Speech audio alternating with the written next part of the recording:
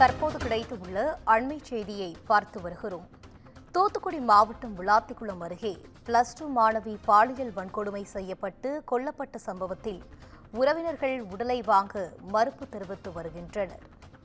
தூத்துக்குடி மாவட்டம் விளாத்திக்குளம் அருகே +2 மாணவி பாலியல் வன்கொடுமை செய்யப்பட்டு கொல்லப்பட்ட சம்பவத்தில் உறவினர்கள் உடலை வாங்க மறுப்பு தெரிவித்து உள்ளனர்.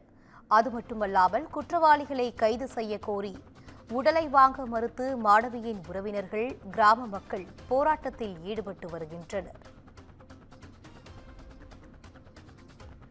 வழக்கில் சந்தேகத்தின் அடிப்படையில் ஒருவரை பிடித்து காவல்துறையினர் விசாரணை நடத்தி வருகின்றனர்.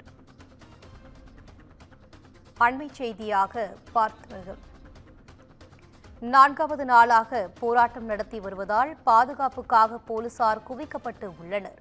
அண்மை செய்தியாக பார்த்து வருகிறோம். இதுகுறித்த கூடுதல் விவரங்களோடு இணைகிறார் எமது செய்தியாளர் மணிகண்டன். மணிகண்டன், வணக்கம். இதுகுறித்த முழு விவரங்கள். வணக்கம் இனிதா. தூத்துக்குடி மாவட்டம் குளத்தூர் அருகே உள்ள வேடநத்தம் கிராமத்தைச் சேர்ந்தவர் விவசாயியான சுப்ராஜ். இவரது மனைவி காளீஸ்வரி. இவர்களின் இளைய மகள் தூத்துக்குடி குறுக்குச்சாலை பகுதியில் அமைந்துள்ள அரசு பள்ளியில் 12ஆம் வகுப்பு படித்து வந்தார். இவர் கடந்த 10ஆம் தேதி காணாமல் போன நிலையில் மறுநாள் மதியம் பல்வேறு பகுதிகளில் காயங்களுடன் கொலை செய்யப்பட்டு கிடந்தார். இந்த சம்பவம் அப்பகுதியில் பெரும் பரபரப்பை ஏற்படுத்தியது. இந்த சம்பவத்திற்கு கண்டனம் தெரிவித்தும் குற்றவாளிகளை கைது செய்ய வலியுறுத்தியும் கிராம மக்கள் தொடர் போராட்டத்தில் ஈடுபட்டு வந்தனர்.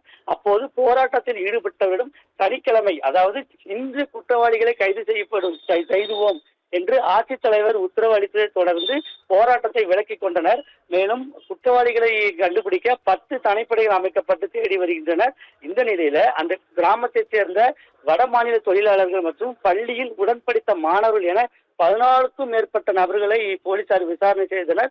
மேலும் அந்த கிராமத்தைச் சேர்ந்த ஒரே ஒரு நபரை மட்டும் பிடித்து விசாரணையானது தொடர்ந்து நடைபெற்று வருகிறது.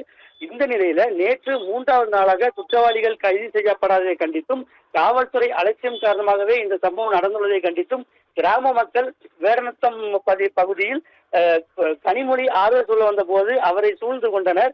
மேலும் ஆதவ அர்ஜுனாவையும் சூழ்ந்து கொண்டு முற்றுகையிட்டனர்.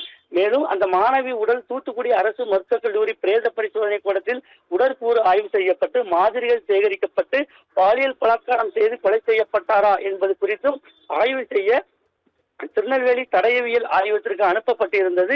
இந்த முடிவுகள் இன்று வரும் என எதிர்பார்க்கப்படுகிறது. தற்போது வரை 12ஆம் வகுப்பு அந்த மாணவி கொலை செய்யப்பட்ட வழக்குல குற்றவாளிகள் தற்போது வரை கைது செய்யப்படாததால் காவல்துறையினர் திணறி வருகின்றனர். இதைத் தொடர்ந்து இன்று 4வது நாளாக உடலை வாங்க மறுத்து கிராம மக்கள் மற்றும் உறவினர்கள் போராட்டத்தில் ஈடுபட்டு வருகின்றனர். இனிதா.